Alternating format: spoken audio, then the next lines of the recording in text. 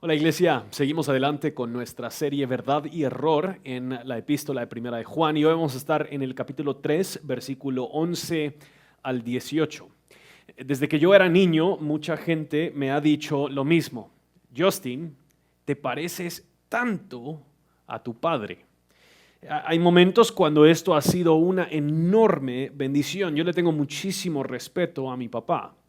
Yo recuerdo desde niño, él ha sido ejemplo para mí. Recuerdo el levantarme, el amanecer y bajar a encontrarlo a él leyendo su Biblia y orando desde mucho antes que nosotros nos despertáramos. Hasta la gente nos decía y nos ha dicho más recientemente, en la medida que yo voy envejeciendo, que hasta físicamente nos parecemos, y como él es guapo y cuadrado, entonces hace mucho sentido que nos parecemos, son bromas. Pero mi papá también es algo particular. Esto es un atributo de los Burkholder. Mi abuela Burkholder tenía una casa tan limpia que uno ni quería vivir en ella. Te metías a la cama con mucha calma y tranquilidad para asegurar que no movieras las sábanas perfectamente colocadas. Y mi papá también tiene ciertas particularidades y pues como suele ser, yo también. Les podría contar historias mías, pero mejor ahí lo dejamos.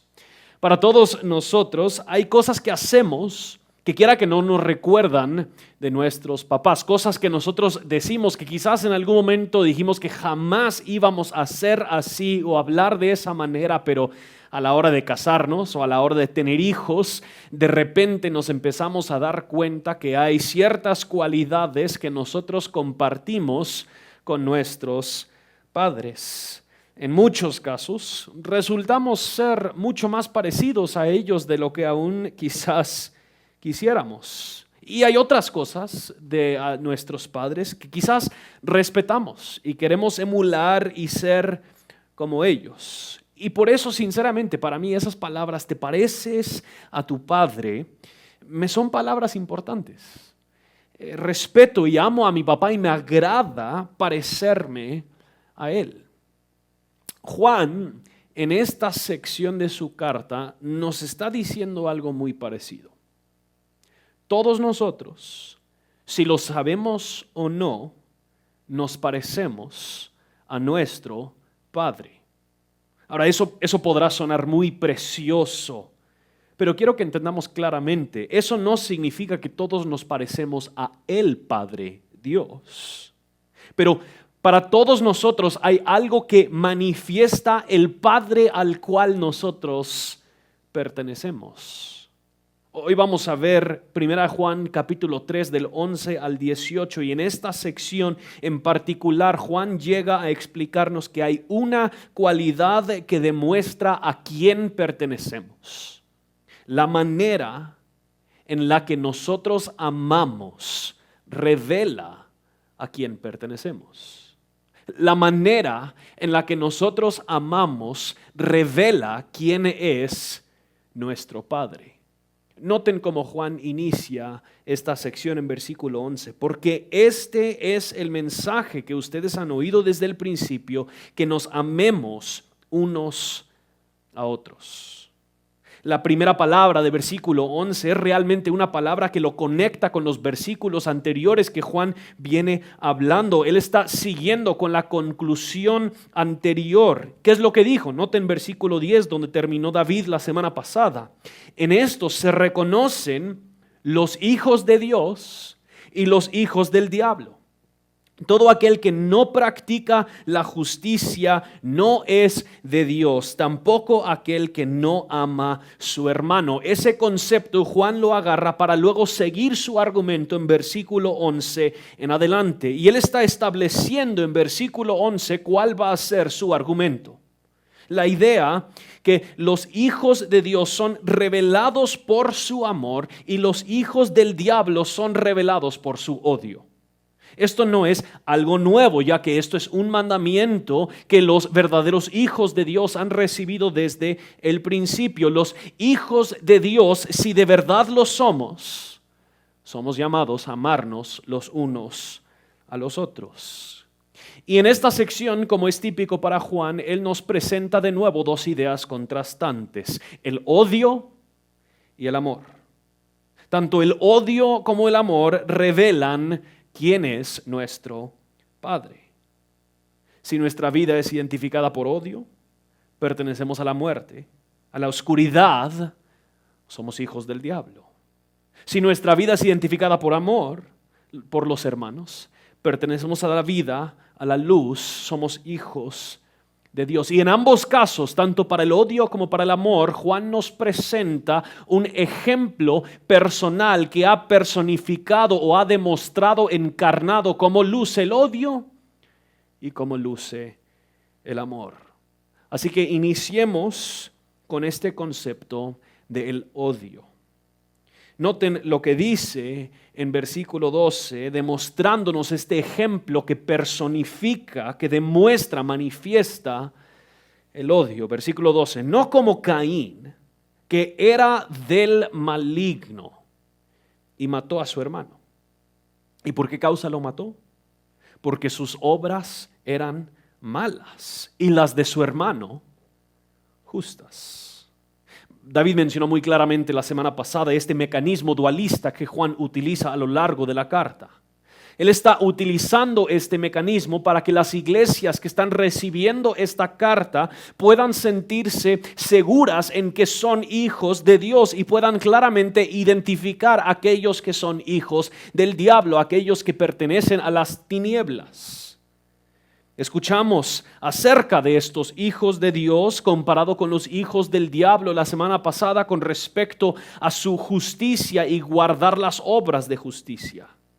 Los hijos del diablo, como menciona Juan, no practican la justicia y nos dice también, no aman a sus hermanos. Y Juan, con este ejemplo de Caín, nos está recordando de estas dos realidades que fueron encarnadas en Caín y Abel. Caín era el maligno, Abel era el justo. Caín era el hijo del diablo, Abel era hijo de Dios. Caín era de las tinieblas, Abel de la luz. Dios en gracia consideró a Abel su hijo y Caín no pudo tolerar eso. Caín es el anti-ley del cual escuchamos la semana pasada. Caín aborreció a su hermano y al hacerlo reveló quién era su padre. ¿Y por qué lo aborreció? Nos dice Juan, porque las obras de Abel eran justas.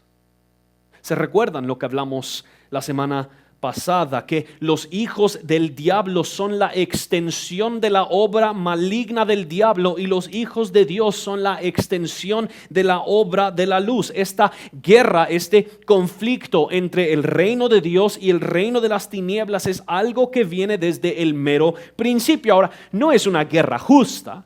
Obviamente, entre estos dos hay uno que es infinitas veces más poderoso que el otro.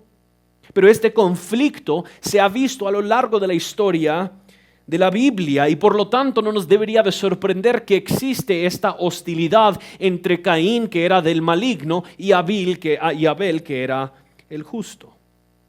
Pero puedes imaginarte en este momento del asesinato de Abel, puedes imaginarte cómo Adán y Eva han de haber evaluado ese momento. Solo unos versículos antes, en Génesis 3, ¿qué es lo que Dios les había prometido? Que por la simiente de la mujer, Dios iba a machucar la cabeza de la serpiente. Pero en vez de victoria por medio de su simiente, han visto conflicto. Uno de sus hijos asesina al otro. Su esperanza y confianza en la victoria de Dios sobre la serpiente que vendría supuestamente por sus hijos, pues ahora se vería casi imposible. Noten lo que dice Nancy Guthrie con respecto a este conflicto. Esta guerra no será limitada a Adán y Eva y esta serpiente, o aún a ese simiente en particular y la serpiente. Será un conflicto continuo que se extenderá por generaciones entre la simiente de la mujer y la de la serpiente. Satanás es cabeza de un reino de maldad Mientras que su simiente no son descendientes físicos, él sí tiene un ejército de espíritus malvados y pecadores no arrepentidos, quienes derivan de él su naturaleza. Mientras que Eva fue la mamá de Caín y Abel en un sentido físico, solo Abel fue su simiente en un sentido espiritual. Aunque Caín fue descendiente físico de Eva, él era un descendiente espiritual de Satanás.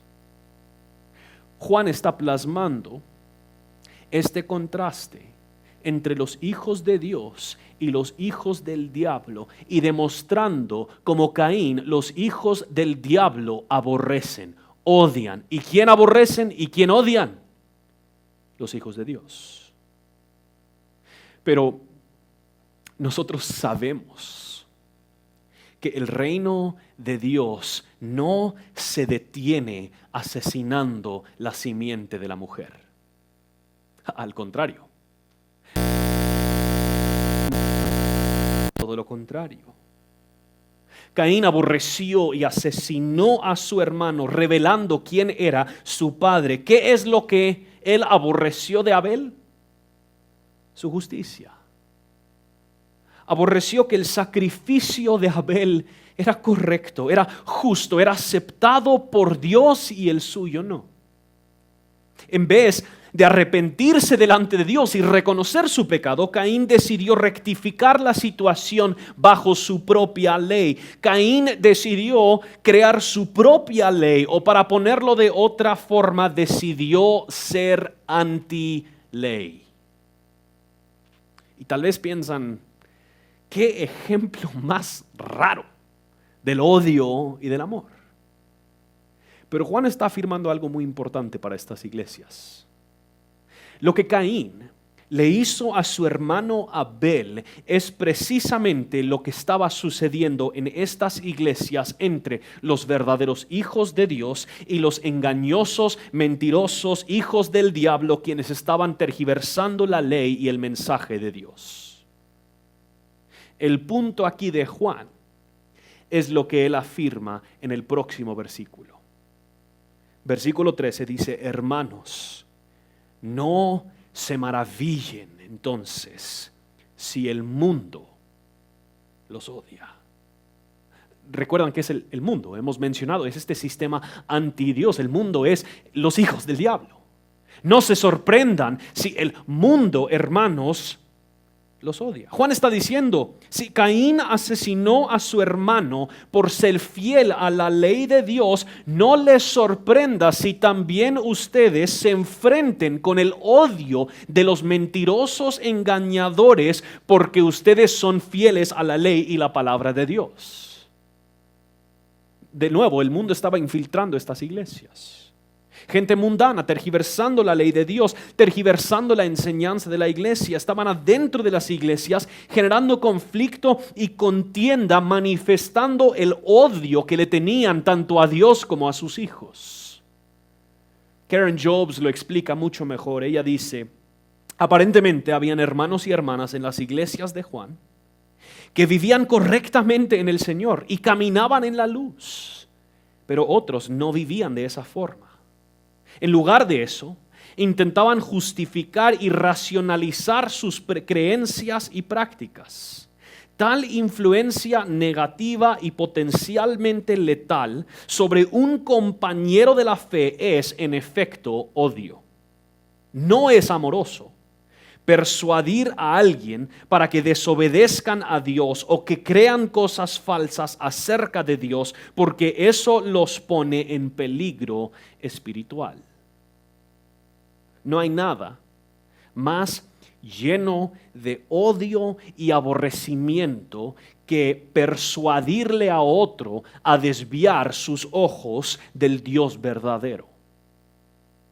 Y eso es lo que estos mentirosos, engañadores en las iglesias a las que Juan se dirige estaban haciendo. Dios es la fuente de toda vida. Y persuadir a otro a desviar sus ojos de Dios es seducirlos a la muerte. Si animas a otro a desobedecer a Dios, a quitar sus ojos de Dios, no los amas, los odias.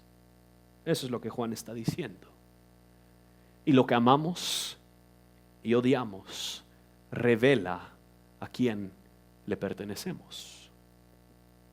Pero Juan está llevando este punto del odio un poco más profundo, porque él llega a igualar este odio que tiene el mundo hacia los hermanos con el asesinato.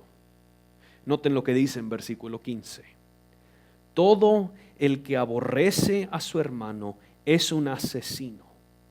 Y ustedes saben que ningún asesino tiene vida eterna permanente en él. Es aquí ya en estos versículos donde Juan nos expresa claramente lo que hemos venido diciendo. La manera en la que amamos revela a quién pertenecemos. Si hay odio hacia los hijos de Dios en nosotros, este odio permanente que procura su destrucción, eso demuestra que en esa persona no hay vida, más bien hay muerte. Esa persona no es hijo de Dios. No se puede ocultar lo que hay dentro de alguien. En algún momento se expone. Tarde o temprano se irá desarrollando un patrón o de amor o de odio, y eso demuestra a quién pertenecen. Y el que no ama, el que odia y aborrece a su hermano, permanece en muerte. Daniel Aiken dice: así como el amor es una característica definitiva del Hijo de Dios, el odio es la respuesta natural del mundo hacia la justicia. Ese aborrecimiento, ese odio, dice Juan, que es igual que asesinarlos. Quizás está prestando un poquito de lo que dice Jesús en el Sermón del Monte.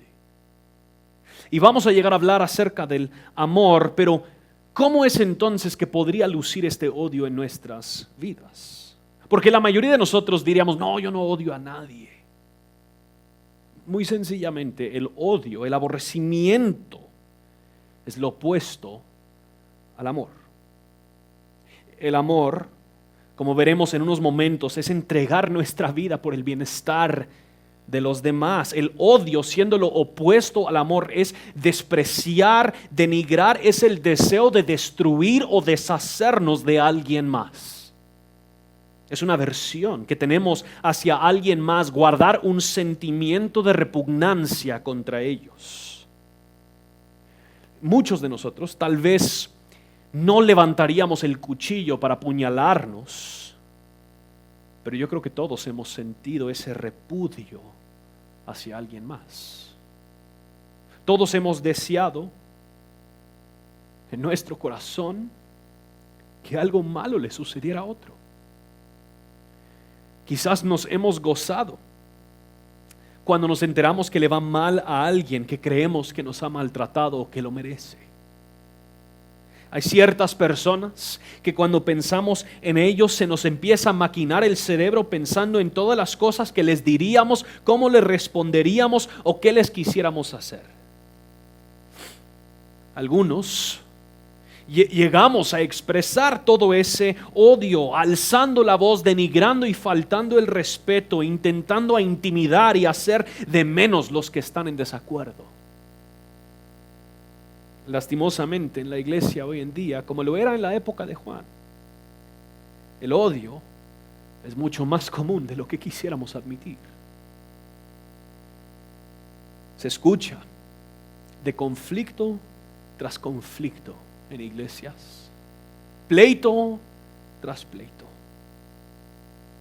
Hay personas quienes están viviendo con rencores y odios resguardados por décadas. A veces aún entre esposos no lo hablan. Mientras que nadie saca el tema a la luz, pueden seguir fingiendo que todo está bien. Las iglesias que se jactan por ser tan diferentes al mundo, a menudo son lugares llenos de conflictos y pleitos y odio. Algunos quizás no somos agresivos con nuestro odio. O sea que nunca lo vamos a confrontar directamente a las personas, pero indirectamente odiamos un montón.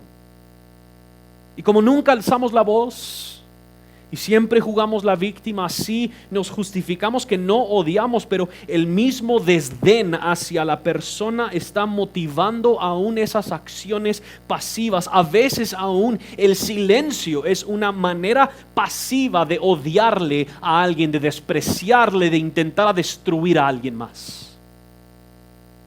Aunque estamos fastidiados con ellos, cuando preguntan si hay algo mal, decimos no, todo está bien, porque preferimos guardar esos rencores contra ellos, seguirlos asesinando en nuestra mente, que verdaderamente reconciliarnos y amarlos. Otra de las maneras en la Biblia en las que exponemos nuestro odio es por el chisme. A veces el chisme es motivado por un deseo de causarle daño a otro. Querer destruirle a alguien por secreto. Otra forma en la Biblia en la que se expresa el odio es por la mentira y el engaño. Noten lo que dice Proverbios 26, del 24 al 26. El que odia disimula con sus labios, pero en su corazón acumula engaño. Cuando su voz sea agradable, no lo creas, pues hay 7 abominaciones en su corazón.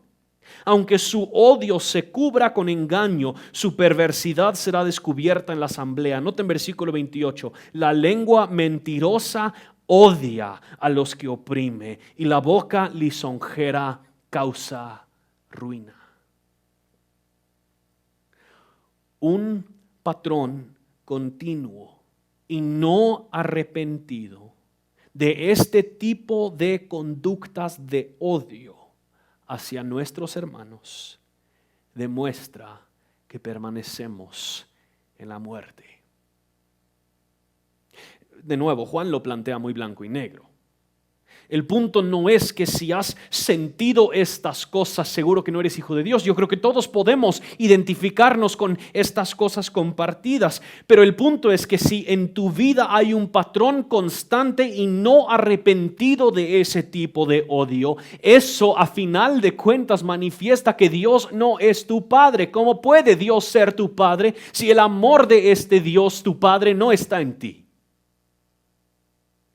La manera en la que amamos, odiamos, revela a quién pertenecemos. El que vive un patrón de odio, el que aborrece a su hermano, permanece en la muerte y le pertenece al enemigo. Pero el punto de Juan no es principalmente el odio. El punto es principalmente el amor. Noten de nuevo lo que dice Juan en versículo 11. Porque este es el mensaje que ustedes han oído desde el principio. Que nos amemos unos a otros.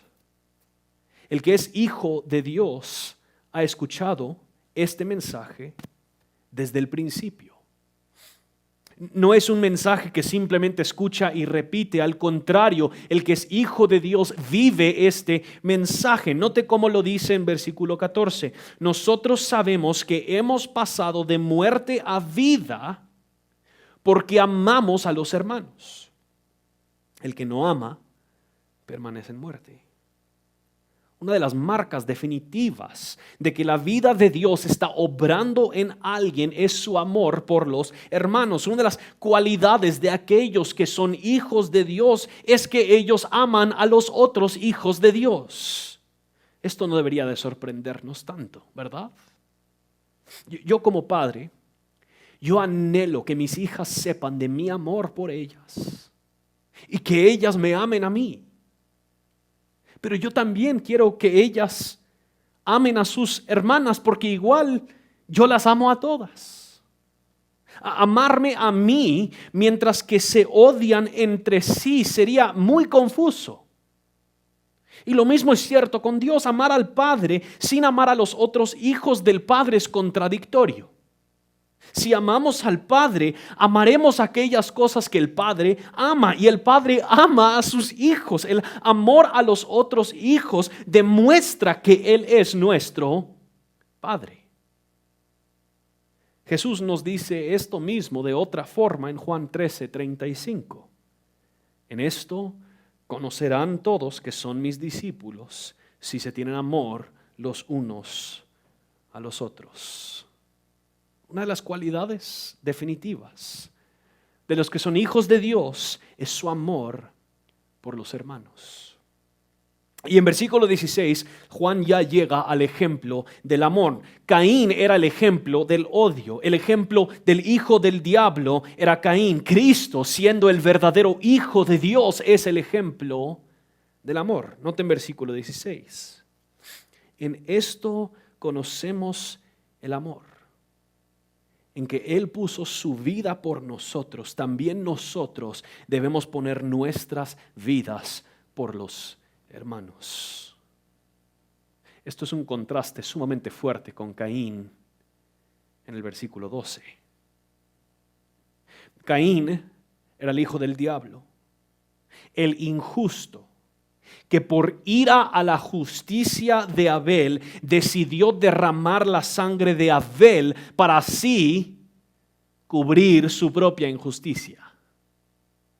Pero Cristo, el verdadero Hijo de Dios, y justamente airado con nuestra injusticia, derramó su propia sangre para así cubrir, pagar y perdonar nuestra injusticia.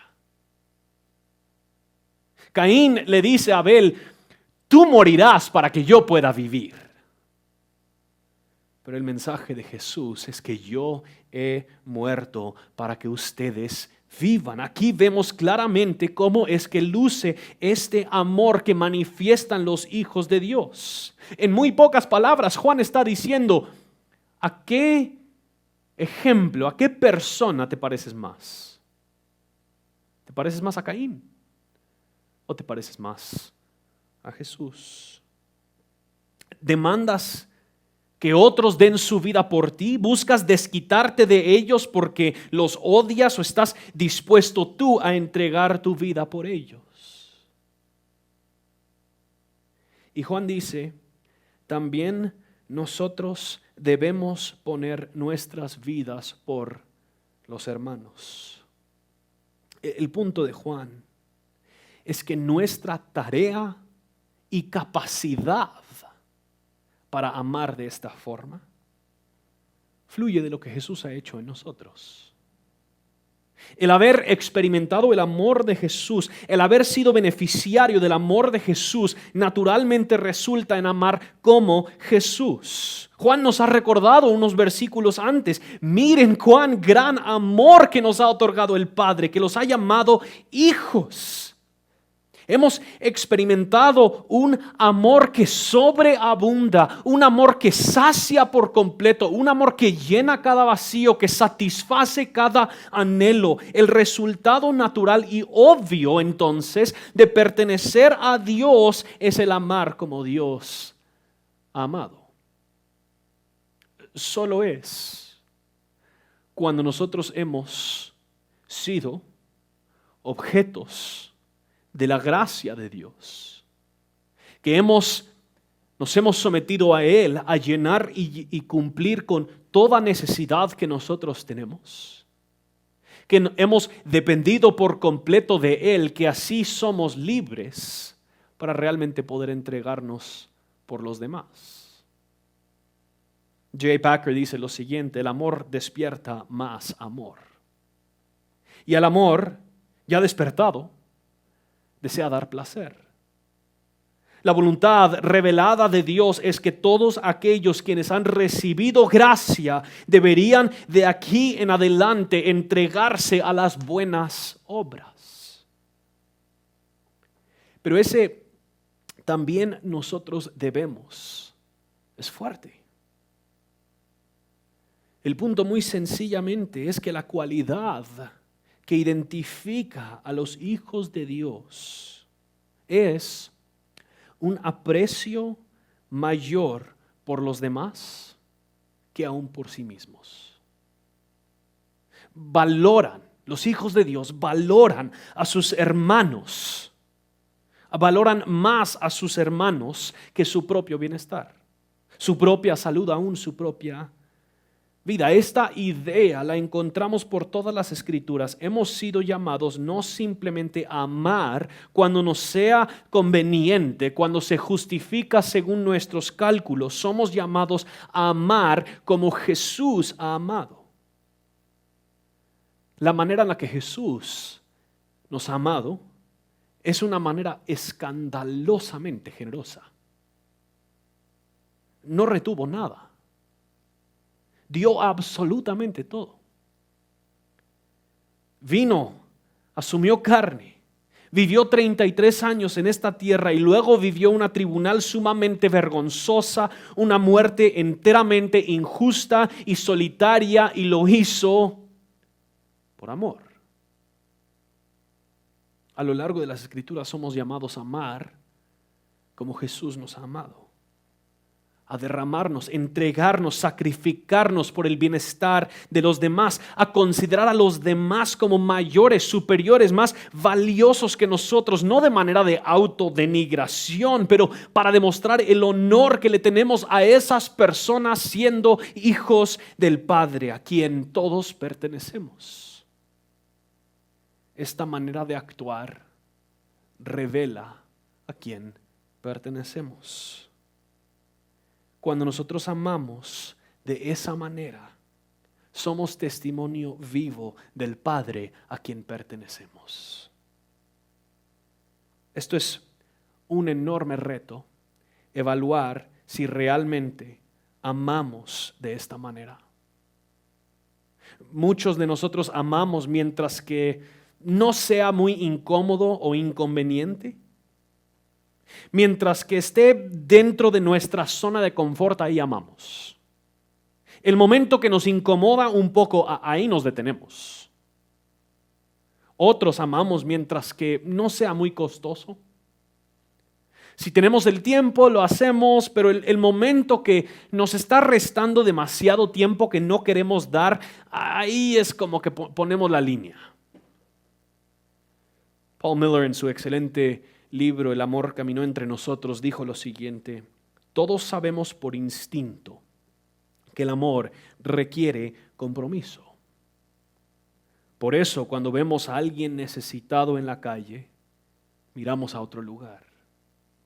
Nos terminará costando si nos acercamos o nos preocupamos demasiado por ellos. Amar significa perder el control de nuestro horario, nuestro dinero y nuestro tiempo. Cuando amamos, dejamos de ser el maestro y nos volvemos el siervo.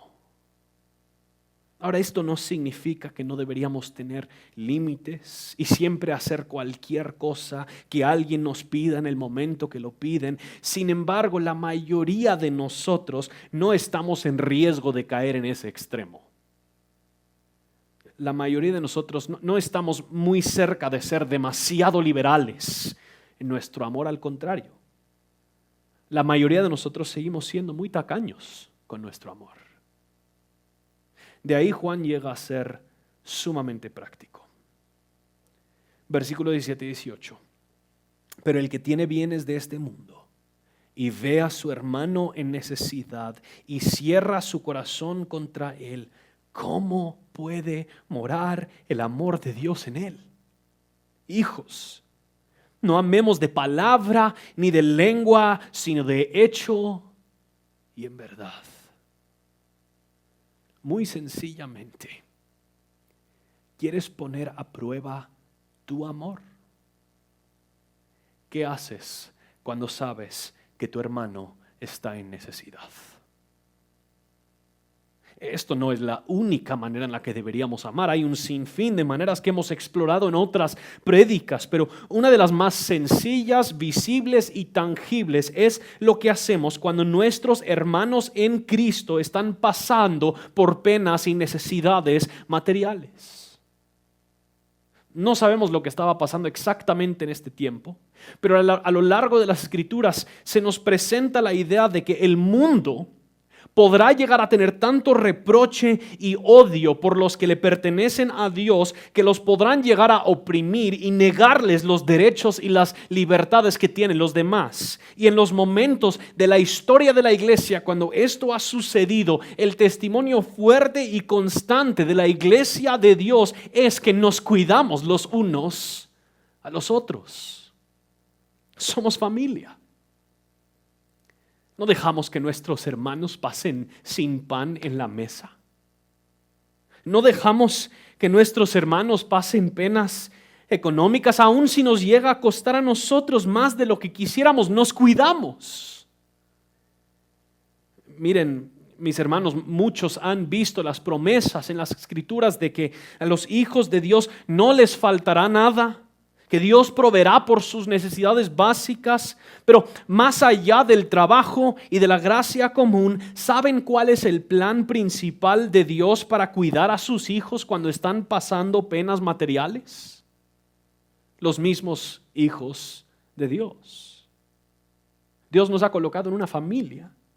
Y eso significa que velamos los unos por los otros, estamos pendientes los unos de los otros. Y qué testimonio más increíble en un mundo que se está devorando a sí mismo.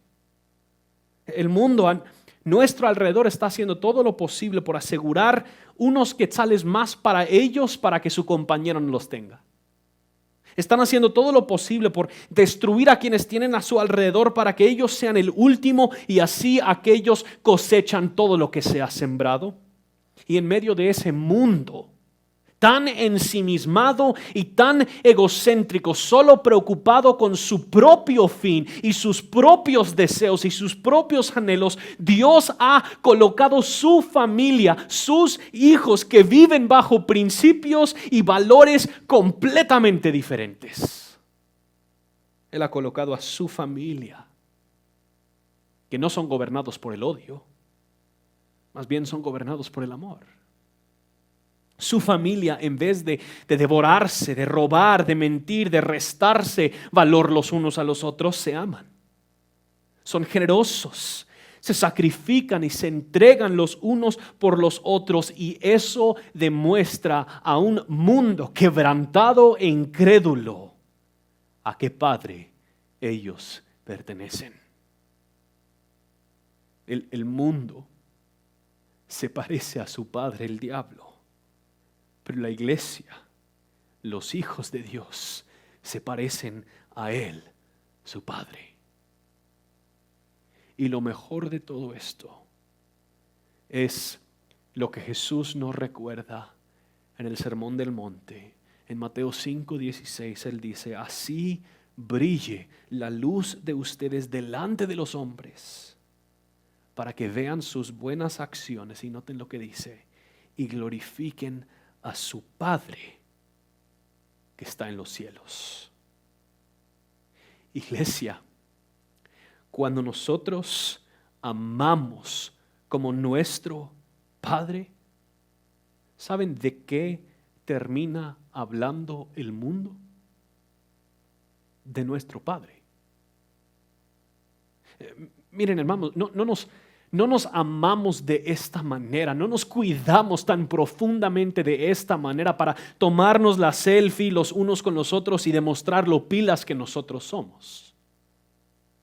Si es así, nuestro amor no se parece al amor de nuestro Padre. Cuando nosotros amamos como nuestro Padre ama, el mundo termina dándole gloria y honor a nuestro Padre, porque este tipo de amor, este tipo de sacrificio y generosidad no es algo natural, tiene que ser algo sobrenatural. Solo podrá venir de aquellos quienes han pasado de la muerte a la vida. Y por eso, cuando la iglesia ama de esta manera, el mundo responde diciendo: ¿te pareces a tu Padre?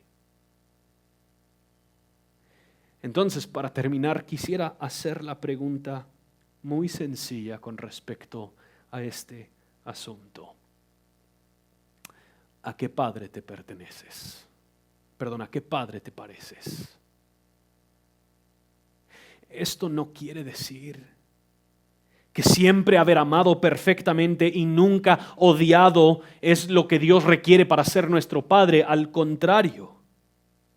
Porque para los que son hijos de Dios, lo que está obrando en ellos es la vida de Dios, y esa vida reconoce su pecado, como lo ha dicho Juan, y está dispuesto a confesar su pecado cuando falla.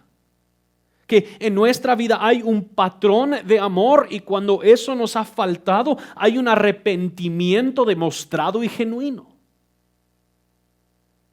Y tal vez aún ahorita hay una convicción del Espíritu Santo de que deberías arrepentirte por tu odio. No es que un hijo de Dios nunca experimenta odio. Lastimosamente, este lado de la gloria, seguimos lidiando y luchando con esta carne. Todavía nos surgen pensamientos que quisiéramos olvidar, deseos que quisiéramos matar y mortificar.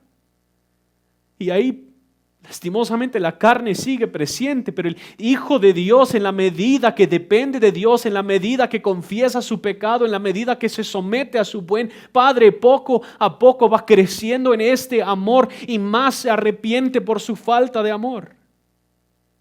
Entonces quizás ahorita hay que arrepentirte. ¿A qué padre te pareces? Si lo que te has dado cuenta es que te pareces más a Caín y al enemigo, el punto no es esforzarte por amar más. Eso no va a resultar en vida. Al contrario, solo te frustrarás. La única solución a nuestra falta de amor es el mismo ejemplo que Juan nos ha dado. En eso consiste el amor. Si te has dado cuenta que te pareces más a Caín, la solución no es esforzarte por amar más. La solución es arrepentirte y acercarte al único verdadero ejemplo del amor, que es Cristo, para que Él mismo obre en tu corazón, produciendo en ti este amor sobrenatural. Y así demostramos que por la obra y misericordia de Jesús somos hijos del Padre. ¿A quién te pareces? ¿A quién perteneces? Oremos. Gracias, Padre, por tu amor hacia nosotros. Y reconocemos, Señor, cuánto nos falta. Oh Dios, yo quiero amar como tú amas, pero cuánto me cuesta. Y Señor, te confieso y reconozco mi falta de amor, mi carencia de amor, mi odio. Y Padre, yo pido que tú me perdones, purifiques y produzcas en mí el amor que solo tú puedes producir. Te necesitamos, oh Dios, y queremos honrarte y glorificarte en la manera en la que nos amamos los unos a los otros. Es en el nombre de ese ejemplo perfecto de amor, Jesucristo, que oramos. Amén. Dios de eternidad, aleluya. Dios del cielo y mar, aleluya. Dios del cielo y mar, aleluya. Dios del cielo y mar,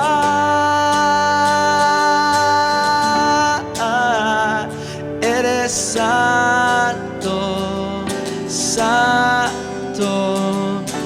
Dios de gloria, galaxias cantarán. Eres santo, santo. El universo declara tu poder. Eres santo.